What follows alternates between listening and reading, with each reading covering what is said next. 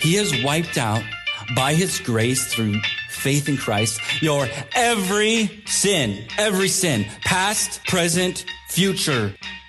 Christian hedonist is somebody who says that my greatest joy, my greatest good is God. And therefore, I will pursue that joy and I will pursue that God above all else. So God's glorified and I'm satisfied. You are now listening to the Pastor Discussions Podcast. What's up, everybody? Welcome to episode number 75 of the Pastor Discussions Podcast. I'm John. And I'm Joe, and this is your weekly conversation on doctrine, faith, and the Christian life. And it's finally stopped raining. It was nice yesterday. The irony is that it has been pouring. It's not just here. It's all over the place. It's all over the place. But it has been pouring here because all I care about is my own little piece of land that I'm on right here. It's been pouring here for like a week. It's been pretty consistent ridiculous. Heavy rain. So it stopped yesterday. Well, the day before really, but it sort of dried out and it was beautiful out yesterday. So my solution was I went to Walmart and I got squirt guns for the kids, like those little plastic cheapo $1 squirt guns that won't last very long. Days. And then like the bazooka tube, like it's like the suction tube where you stick it in a bucket or something. Yeah.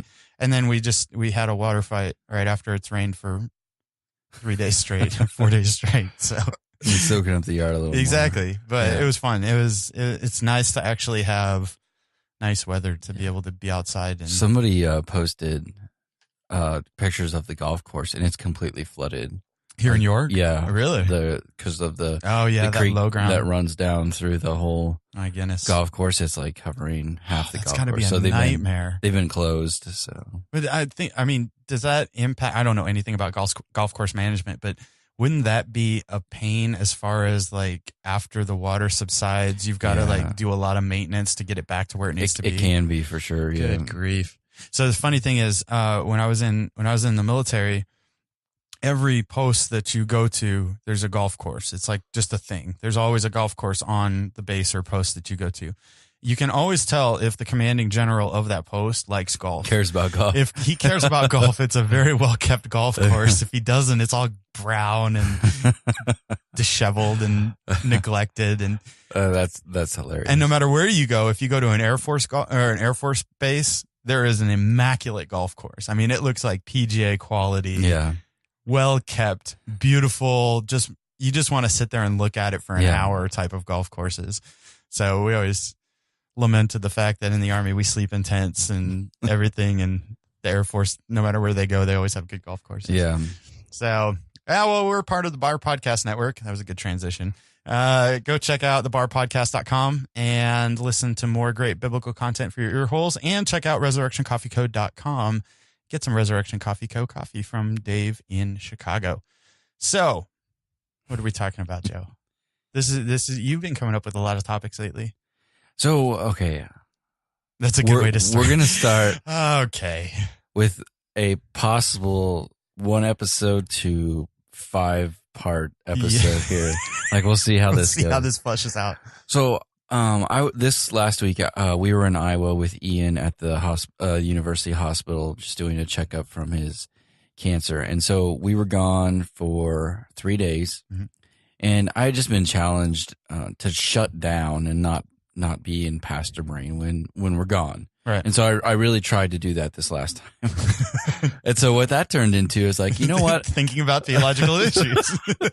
That's true. It's funny how the like current issues turn into, how's this like work with stuff with believers? So I haven't watched the news in a long time because, and as a result, your blood pressure is probably significantly lower than anybody that regularly watches any news outlet. It's so toxic right now, especially if you look at regular news outlets, because everybody's partisan. There's nothing that that's just neutral. That's just giving you facts and here, let yourself decide. Everybody's got an angle. Yeah, and so I hadn't watched anything, and so I decided.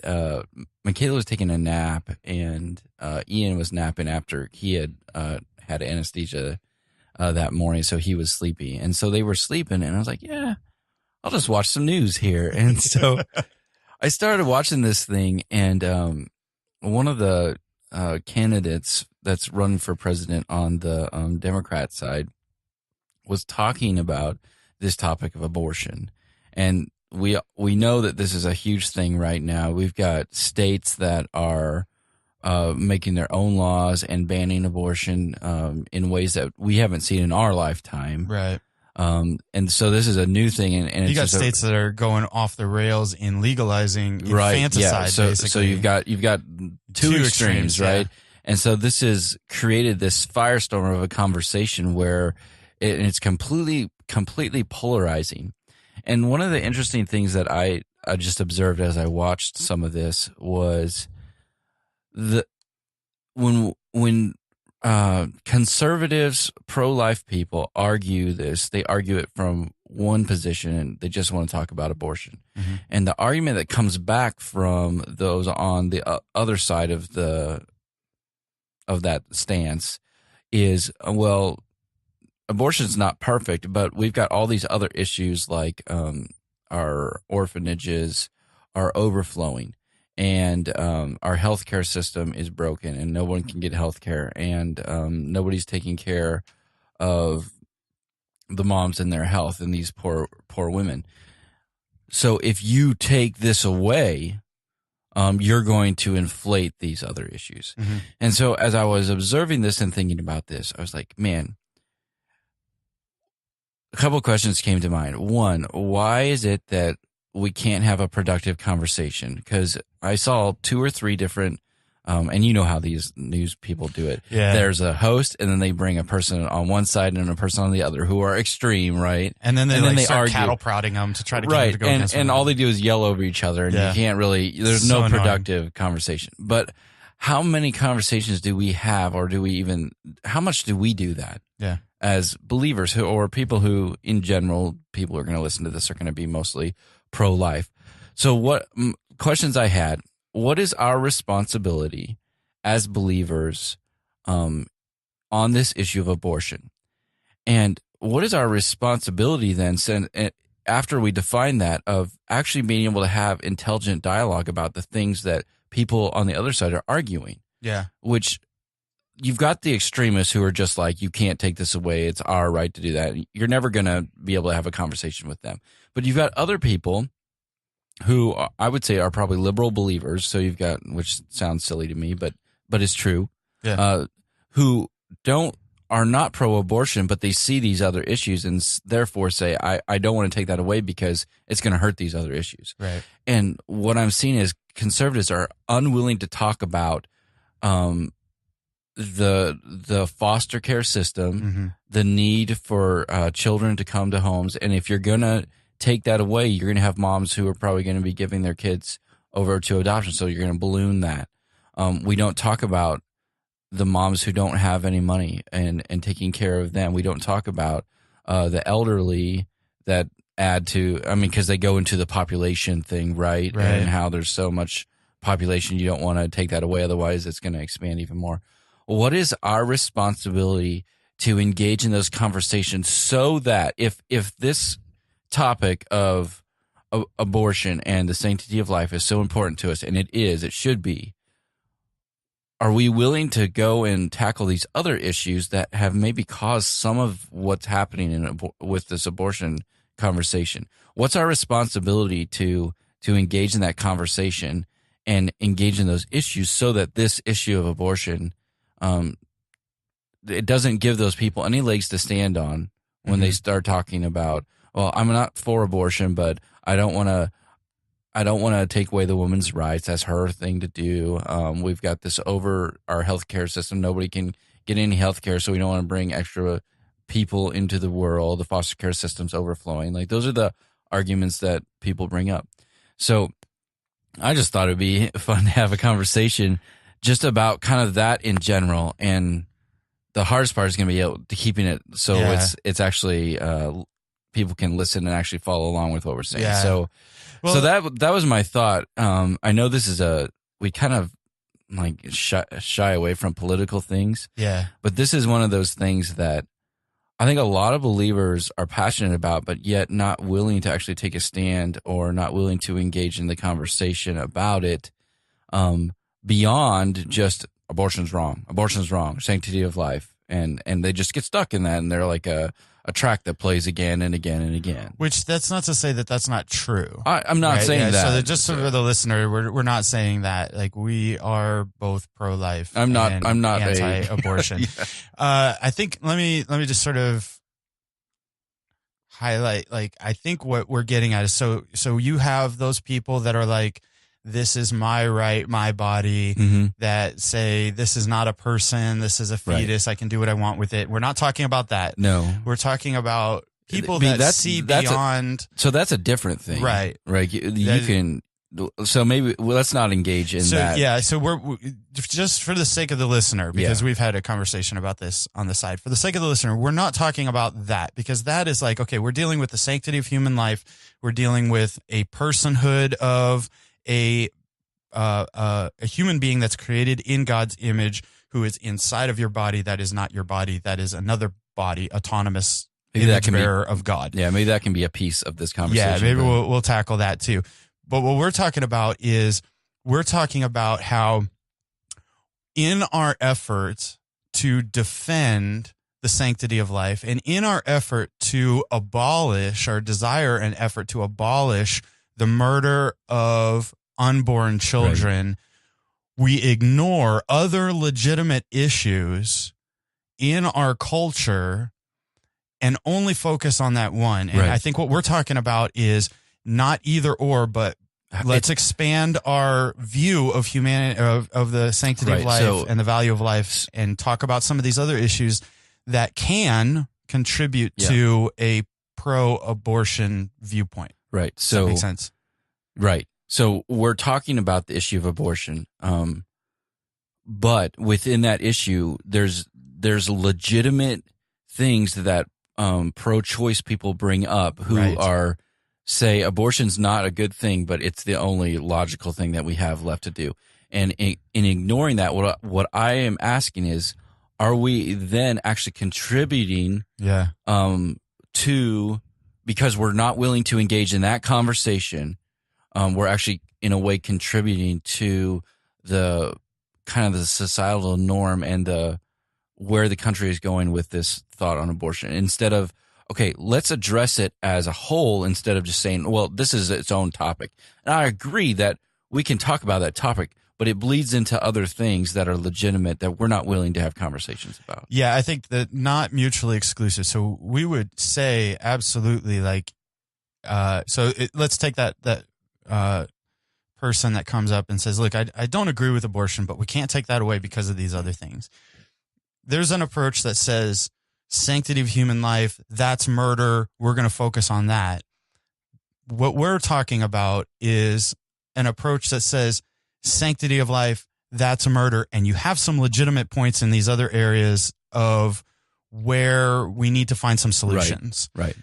So we're not saying that we compromise our views on abortion. And I personally, this is me personally, would say that there's an inconsistency there in that person that's saying that from a standpoint of they're concerned about the human life that is already born at the expense of the human life that is unborn. And so there's not a consistency there. So rather than just addressing the abortion issue, let's address the consistency issue there and our view of humanity and human life in general. Right. But my point is we can't even have a conversation about that because there's an unwillingness on the side of the person who sees that as a life to engage in those things that person is talking about and help flesh out that inconsistency.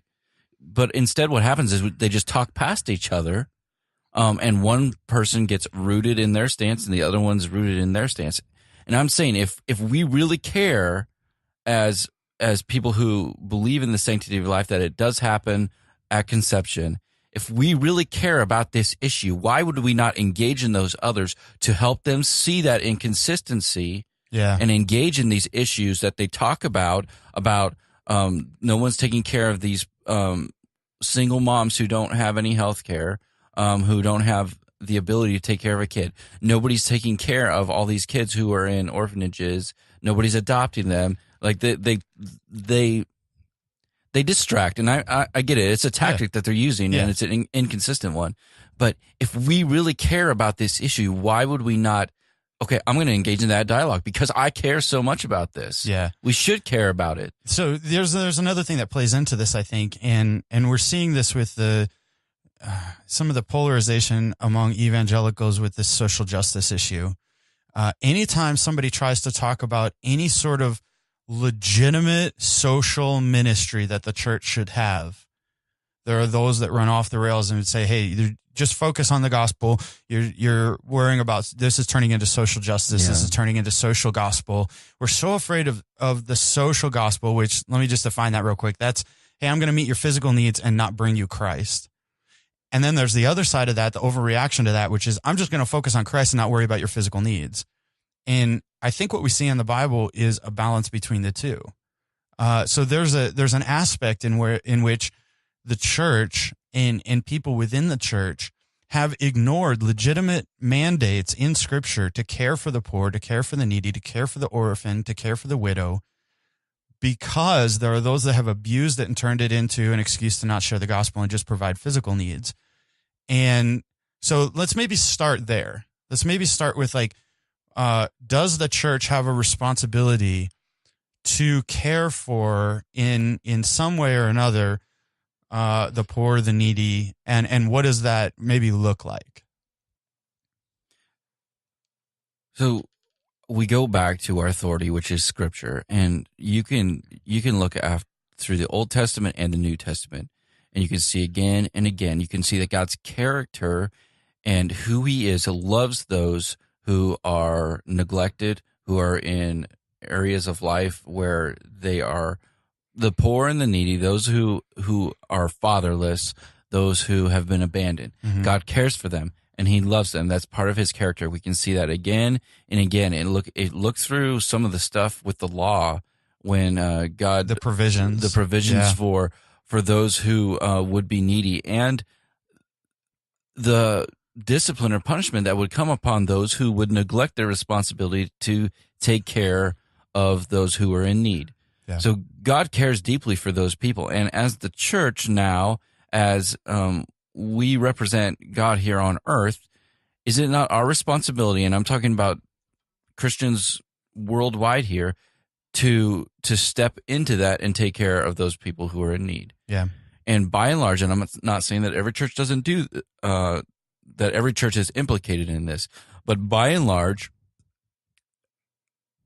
churches in America neglect their responsibility to take care of these people. They neglect it in a couple ways. They don't teach their families that it is your responsibility to take care of those who are within your family, Mm-hmm.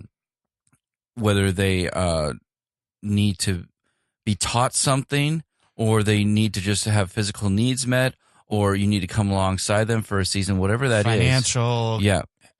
like care in aging with elderly, care with disabilities, like family members with disabilities, just all sorts of things like that included in that. Right. So we oftentimes don't teach those things as a church.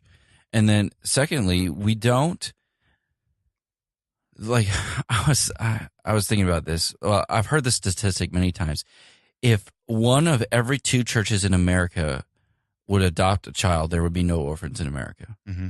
That is a pathetic statement about the churches in America. Now, I get it. That's total churches, not just evangelical churches. Right. Yeah. And gospel-centered churches. But even if, okay, every church who believes in the biblical gospel would put in their budget, we're going to adopt one kid a year. There's families in almost every church who have a heart for foster kids or have a heart to adopt kids, but there's a financial burden that comes with that Mm-hmm. because of how our country is set this system up. I mean, they've capitalized on orphans. That's what we've done by giving that to the government. That's what's happened. Yeah. Okay. So what's our responsibility as churches then to combat that issue?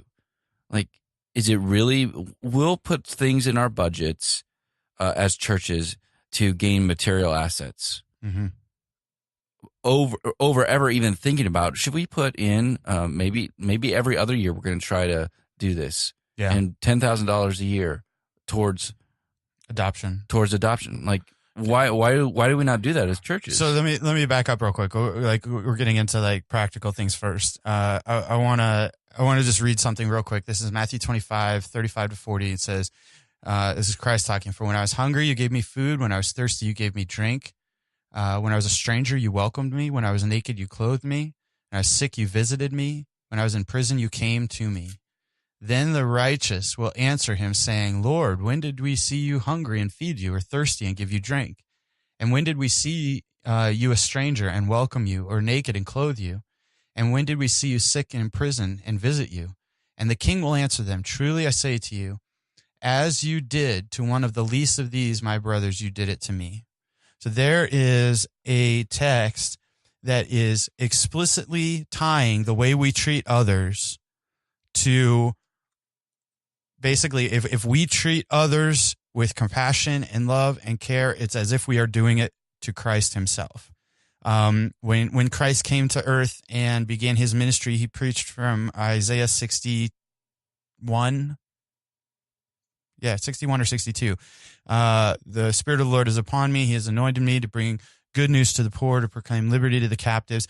Who did Christ spend a lot of his ministry ministering to? It was the poor. It was the outcast. It was the needy. It was those that everybody else ignored and looked down on and walked past. So there's an example there too. And then you have texts like in James where it says, pure religion that is undefiled is this, caring for widows and orphans. Now, why caring for widows and orphans? Because in James' day, those two groups represented the most needy, the most poor, and the most dependent upon others for their care. So I think what we can do is we can take a step back and we can say, listen, there is a social gospel that is wrong. And that social gospel that is wrong is like, hey, let's just meet physical needs, and never meet spiritual needs. There's also an anti-social gospel that's wrong. And that is we're going to meet spiritual needs, but never physical needs. And sometimes the way that you meet the spiritual need is through meeting the physical need, because meeting the physical need gives an avenue to open to share their spiritual need. Right. And even if they reject that, even if they turn away from that, the way we treat other people, we see this over again in Scripture, because we have a high view of the sanctity of life, because we view other people as image bearers of God. The way we treat other people reflects something about the way we are treating God. There is a sense in which you do not neglect image bearers of God because they simply bear his image. And so what we're saying, I think, is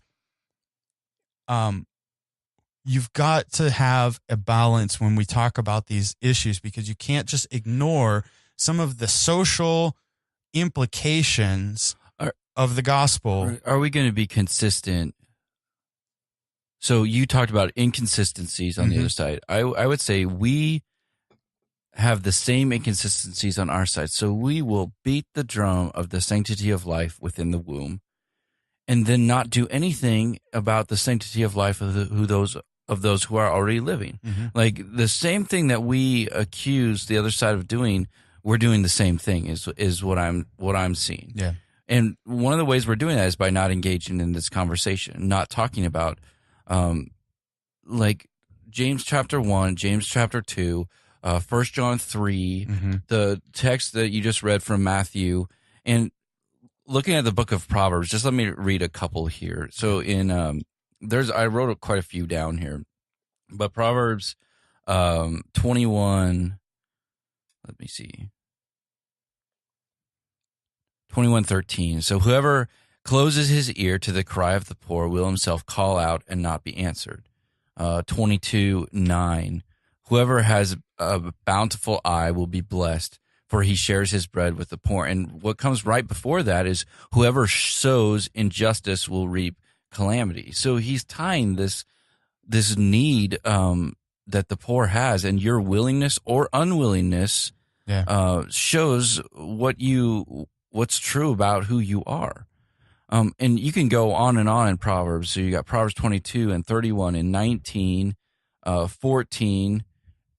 on and on, 21. Like there's throughout the Proverbs, throughout the Old Testament. Go look at the laws in Numbers and Deuteronomy and some of the things that God told his people to do for those who were in need. Yeah. And you can see that there's a biblical mandate, an explicit biblical mandate for us to take care of those who are needy. So I'm going to get political for a second because here's what I think has happened, and this is part of the conversation. The church used to take this seriously, and the church became complacent and pawned it off on the government. Yep. And so now it's like, okay, well, we've got a welfare system, and we've got this, and we've got that, rather than the church within the community leading in caring for the poor and needy, taking a front seat in that. We're like, well, we'll just give it to the government. They've taken it over anyway. They'll take care of this. So there's a complacency issue in the church. Now, how that's solved, I don't know, because it seems like I feel like it's overwhelming. Like what do we do? Like, where do we start? We'll come to that in a minute, but it can seem overwhelming. But my point is just simply, if we recognize that there is that mandate, then we should be taking some steps, no matter how big or small they may be, to recover part of that mission of the church and to awaken within our people a concern and a care for those that are needy, and not just to meet their physical needs and not just to meet their spiritual needs, but both. Like we've talked about this in Sunday school, like invisible people. It's so easy to go to Walmart and there's a person standing on the side of the road. Now we're going to leave out the TMZ where they show the guy getting into his Bentley because he's standing on the street corner making money all day long. Like let's talk about let's leave this in the realm of legitimate need, legitimate homelessness, legitimate whatever. It's so easy to walk past those people and not notice them. The single moms. It is so easy, especially in our culture where there's such a plethora of moms that are parenting on their own because dads have abandoned or walked out or whatever. It's so easy for that to become just normal, and for us to ignore that as if that's somehow the way God designed it to work, as opposed to coming alongside of them and encouraging them and helping them and providing whether that's just friendship and encouragement or father figures for their kids. I know a couple guys.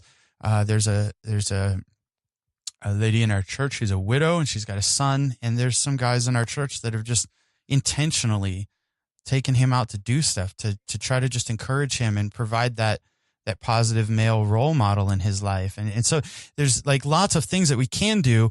And my point is that none of those are going to like fix this overnight, but they're taking steps forward. They're not going to fix the problem on the political landscape either. Yeah. But my challenge would be like, what can your church do in your community? Yeah.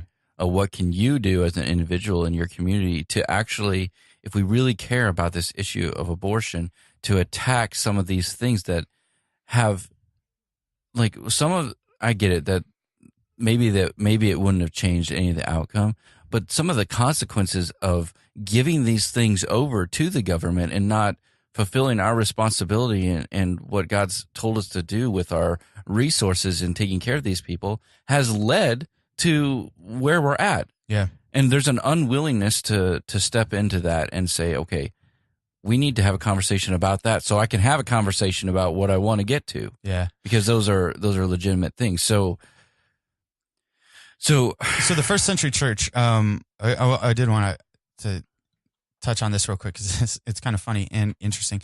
But the first century church got the reputation of being cannibals. So they had the Lord's Supper, and it's like, this is my body, and like all the rest of this. So the people that wanted to slander the church and slander Christianity called them cannibals. And one of the things that contributed to that was the fact that Christians would go and find orphans on the street and bring them into their homes. And so they were like, oh, they're taking kids, and then they're killing the kids and eating the kids at their Lord's Supper thing. But the point is that the church took that seriously. The church was like, hey, look, here are needy people, here are orphans. we were reading James. James says we should care for widows and orphans. Here's an orphan. I'm going to care for him. And they brought him into their family. Now, it was exponentially easier in that day because you didn't have stupid adoption processes and home studies and all the rest of this government intervention garbage. But the church was known for their care for the orphans. They got twisted, but they were known for that. So let's contextualize that to our day. What does that look like? And like you were saying, I think that there's some practical things that churches can do, whether that's setting up a line item in your budget where you're saving money, whether that's providing opportunities for people to get qualified to foster kids, because there's a lot of opportunities to foster, to adopt. And even like, look at this goes beyond, like, a lot of people, when they hear stuff like this, they're like, oh, well, yeah, that's fine for the younger people. Like, maybe your kids are graduating high school and you're not called to adopt, but you can foster some kids. Yeah. You know, like, my point is, there's not a statute of limitations on when this stops being a priority for us. So it's kind of like missions. You're either a goer or a sender. Yeah. You know, you're either helping equip and support, or you're the one that's going and taking the gospel to these countries. And so I think the same thing is true in our churches. Like, if everybody maybe did a little introspection and was like, okay, like, God's calling me to adopt, God's calling us to foster. And then other people where God's not calling them to do that, they're like, hey, I can support that. Yeah, exactly. I can help with that. And maybe your church fosters, has 2 foster families in it. And the church is blessing those families and caring for those families and providing positive role models for those kids and providing an environment where those kids are going to not have those horror stories from foster care. Like, that's something. And that means a lot to that kid. Yeah. And if we all sort of had that mentality, if we all sort of got on board with that type of aspect of our mission as a church, maybe we could start to put a dent in some of these other issues that, whether or not you're talking about it to get at the abortion issue or not, they are legitimate issues. They are legitimate things in our society that we need to address. So yeah, I think, like, so what are some other, you mentioned a couple of things that you thought of, like, what are some other practical ways that we can sort of, like, step into that a little bit? I think we've got to start teaching on it on a regular basis. I think we look at some of the things that are going on in our society, and we get drug into one thing, and we stand on that soapbox, and we're unwilling to come off of it. And I'm not saying, like, I think we can get lost in these conversations about how they tie together. And my point has been that these things tie together. So what are the implications then for us to have these conversations? Mm-hmm. So our main goal is to go and just change the laws, right? We want this law changed, and we want this taken care of. Well, have you ever, like, taken a step back and say, okay, what can we do over the next 10 years to help us actually fight this issue? As we're seeking to, you're right. Yeah. It's like, you got to do them at the same time. Yeah. And so many of us just want to say, let's get this law taken care of. Once that's gone, then maybe we'll go over there. But what's happened is nobody actually moves to the consequence of what you just did. Okay, there's a consequence for, if you do remove this law, which it should be removed, it should be made illegal. There's going to be consequences. So one, you're probably going to have mothers who are in the same situation, who are poor and needy, both physically and spiritually, that are going to take their lives. Mm-hmm. Like, that's going to be a consequence.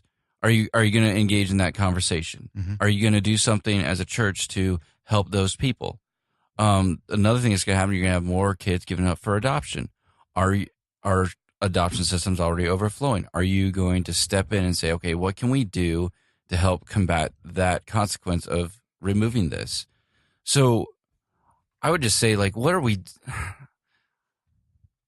It doesn't seem like it's that complicated to me. Yeah.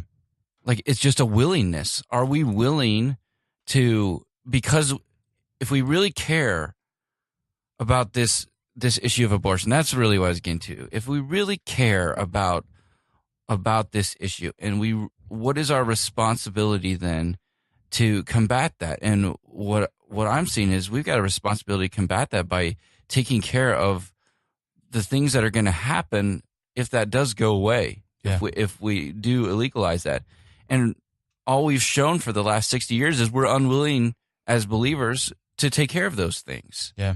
Well, and I think there's also some mindset changes that need to shift. So this is something that we saw and we experienced, if we're honest. Like we were wanting to have kids, we weren't able to have kids. So, okay, then let's adopt.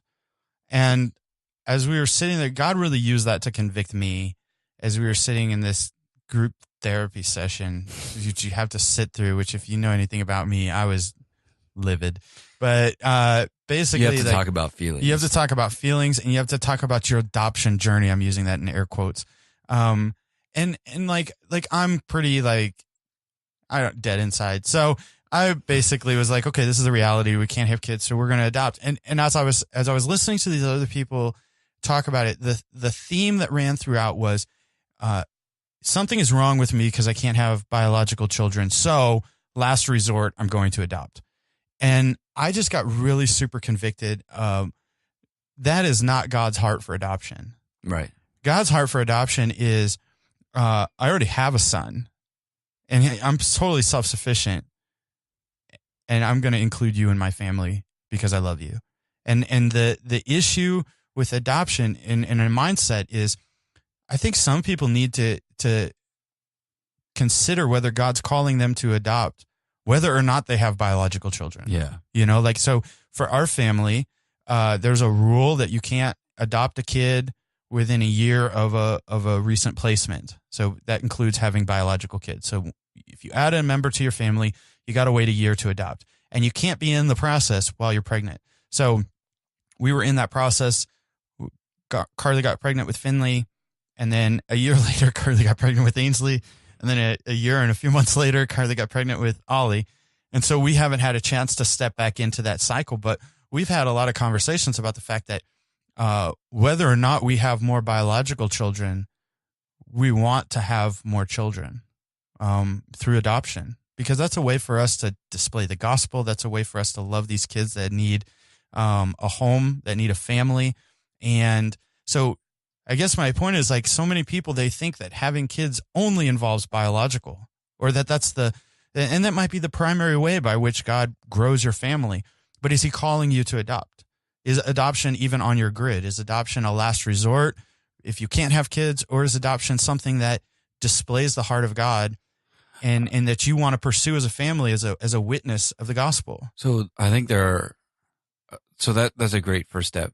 There are a lot of people that I think are called to do that, but there's a financial absolutely I'm not talking. There's a financial barrier. There are a lot of barriers. So you're talking about individuals. Are you called? So be praying and thinking about, do I have the right view of adoption? From Scripture, as I see how God has adopted me. Do I look at? Let me just insert something there that might be helpful to somebody that's struggling with this, because my view of my family was biological only. Mm-hmm. I had a hard time fathoming that I could love a child that wasn't biologically mine. And when I got a hold of the gospel, or when God got a hold of my heart with the gospel in that aspect, that I'm not biologically, in that metaphor, his, and yet he loves me anyway. Yeah. So like getting out of that mindset and getting into sort of that. Yeah. So anyway, side note, that might be helpful for somebody that's like, our family only grows. So, but biologically. when we understand the gospel and that God has adopted us, and that we have the same right standing and the same love that he has for his one and only son, his only begotten son, that all these adopted sons, they have that same standing before him. Exactly. And he treats them exactly the same, loves them the same. Same inheritance, everything. So when you grasp that and you see how that's how you have that relationship with your own children, that no matter what they do, they're your child, with your biological kids. If that's the same heart that you should have for those who are orphans, if you're considering adoption. Yeah. If God gives me that child, he is my child, she is my child. Yeah. And there's just because there's a DNA difference between them and I, that than with me and my other child that has nothing to do with their standing before me and being a part of my family. I want a big, weird, multi-ethnic family that doesn't make sense to anybody, that just pictures the gospel. So, but there are barriers to that, like you were saying. There are financial barriers in particular. So that's what I'm saying. Maybe you're not called to that, but if you're an individual who is, and you've got those financial barriers, is there an open door at your church to come and talk about those things? Is there an avenue that our churches are making for those individuals within their churches that say, we want to come alongside you and help you accumulate the resources that you need so that the government will let you adopt these kids? That's where the barrier is at in our churches. Because I think we do have a lot of individuals who are called, who do have a desire to adopt. I think they put it off because I can't afford that right now. So I think that there's sacrifices that need to be made on all sorts of on all people. Like, I mean, as a congregation, like, do you think about this as, oh, that's their thing, they're wanting to adopt, or do you think about it as, hey, we're part of the same church, we're brothers and sisters, we support one another. This is part of a way that I can help them accomplish that mission that God is calling them to, and rally resources to be able to do that. So like, maybe you're a church member and you're sitting here listening to this and being like, man, I really wish we had something like that. Go talk to your pastor. Like, go like do something about it. Don't just sit there and wait for them to do it. You do it. Go talk to them. Say, hey, can we start a line item in our budget? And maybe it starts off with just voluntary giving initially, and you're out talking to people and you're sharing your heart for this. You're encouraging them to give to this fund. You're talking to the pastor. Maybe you guys have an adoption month in your church where as part of your regular worship service, you're encouraging people to give to this fund and maybe preaching on God's heart for adoption or something like that, whatever. My point is that these types of things can start with just individual church members that God gets a hold of, and they're the ones that mobilize people to do this. And then maybe you don't have anybody in your church that you know of that's called to adopt. Start the fund anyway. Yeah, exactly. And God will bring somebody, or God will convict somebody and open opportunities to do that. And you'll be able to, together as a church, bless families and start to actually put legs to this in that area. So I think we've talked enough about, I think this is just are we willing to act on it more so than it's, here, let me give you some practical steps to do it. Yeah. It's like, I think pretty much every believer, if you are a believer and you believe in the gospel and the gospel's changing you, so you're clinging to Christ through faith, you grasp this. Maybe in a small way, maybe in a large way, but you grasp what this adoption piece looks like. Yeah. It's just, are you willing to make the sacrifices either as individuals or as a church to come alongside individuals and say, we want to give towards this. And that in itself is a good thing. Yeah. But that also in a large way is actually combating the issue of abortion by attacking this issue of adoption of orphans and taking care of them and inviting them into our families. We're actually combating the issue of abortion. Because what you can say is, I don't just care about unborn children. I care about born children. I care about every human life. Exactly. And so, like, all right, let's pause. Yeah, we're gonna break here. So as we were talking about this, I was thinking, okay, so we kind of hung out on this adoption piece, right? And we kind of introed it and talked about that piece of it. So next week we'll talk about the widows and the poor and the needy. And then I was thinking on the last episode, let's kind of tie it all back and help people see the connections on how this actually fights that adoption or the abortion issue. Okay, sounds good. And then maybe we can tackle the sanctity of life and biblically show how life begins when life begins. Yeah, when life. And then we'll wrap it up. So this will be a 3-parter. 3, maybe 4. We'll see. But as we walk through this, see the connections. My hope is that we see the connections that taking care of the orphans, taking care of the widows, taking care of those who are poor and taking care of those who don't have the resources they need actually fight this issue of abortion. And, maybe we'll talk about this. I'll just throw this on here. But in meeting physical needs and spiritual needs, like, we're also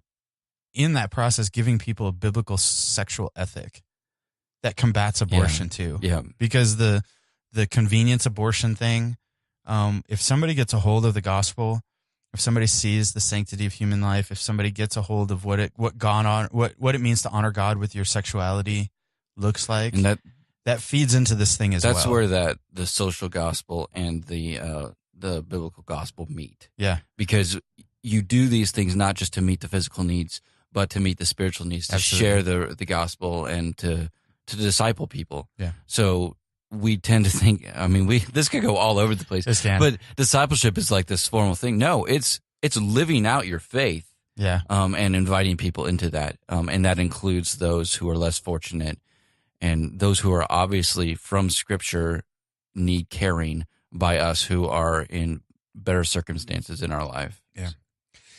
Sounds good. So we'll stop there and then come back next week with Part two of, or just a big mesh conversation. Yeah, So that's how it always goes. So go check us out on Facebook. And if you like the show, leave us a honest rating on iTunes. That helps us out. And then, that's all I got. That's it.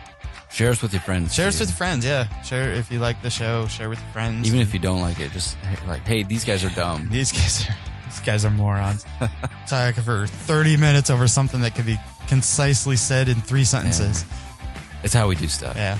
So You're sitting in on our conversations. So. pastor discussions. All right, well, we'll be back next week, so hopefully you'll join us then for the next episode of the Pastor Discussions podcast, your weekly conversation on doctrine, faith, and the Christian life.